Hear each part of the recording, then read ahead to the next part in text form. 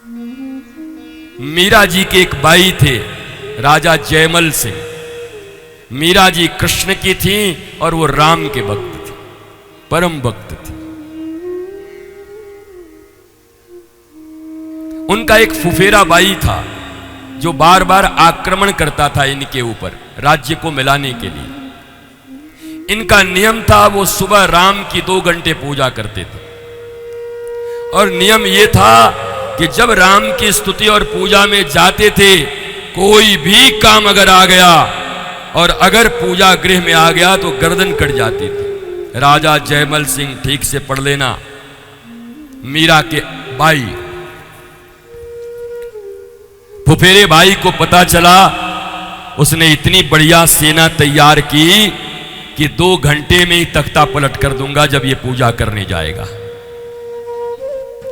वो पूजा करने गए और इसने भयंकर सेना को लेकर के लूटपाट मचा दिया। अब राजा के पास जाए कौन? तो मां ने कहा मेरा गर्दन कटे तो कटे, बताऊंगी तो जरूर बेटे को जाके, कि सारी प्रजा खतरे में पड़ गई है। मां आई, जयमल सिंह ने ऐसे देखा, आंखें लाल हुई। चूंकि मैया थी इसलिए कुछ किया नहीं, लेकिन हटे भी नहीं, चुपचाप ऐसे बोले, बेटा युद्ध, और स्तुति में लगे रहे। 2 घंटे के बाद बाहर निकले थे, देखिए कोलाहल मचा हुआ है। भैया ने बताया हमला हो गया है।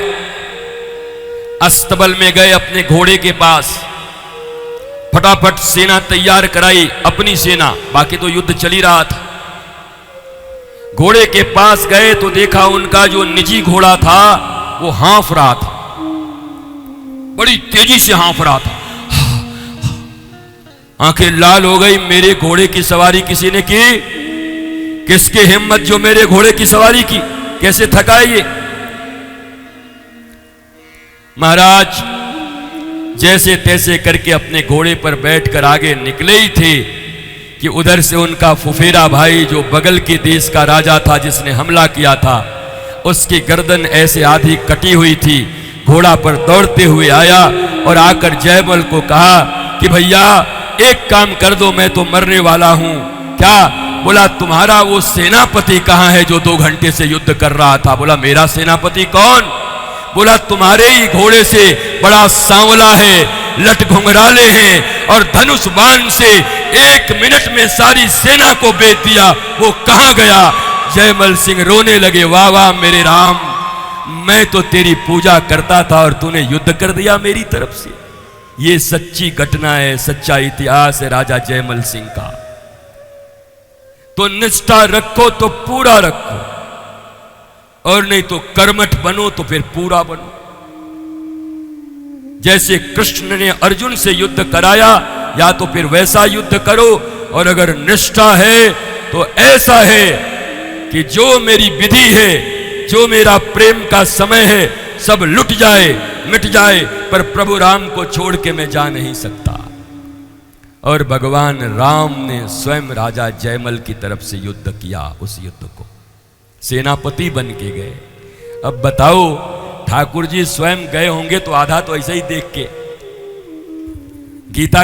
गीता में है, जब महाभारत का युद्ध चल रहा था ना, तो जब दनादन युद्ध होने लगता, अर्जुन हारने लगता, तो भगवान ऐसा मोहनी मुस्कान करके ब्लिंक कर देते अगले को कि अगला ऐसे खड़ा हो, हे माय गॉड, ऐसे करके, कितने सुंदर हो। तब तक अर्जुन भेज देता था ऐसे मार के।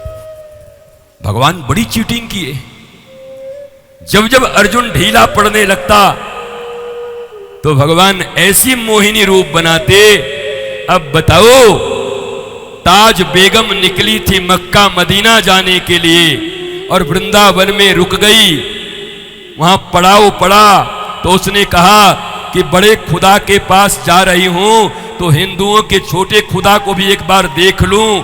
कई मंदिर में देखने के लिए भगवान को सूझ गई शरारत, मूर्ति से ऐसा ब्लिंक कर दिया कि उसी दिन से ताज बेगम वहीं वृंदावन में बस गई। बोला मुझे कहीं नहीं जाना, मेरा खुदा यहीं मिल गया मुझे।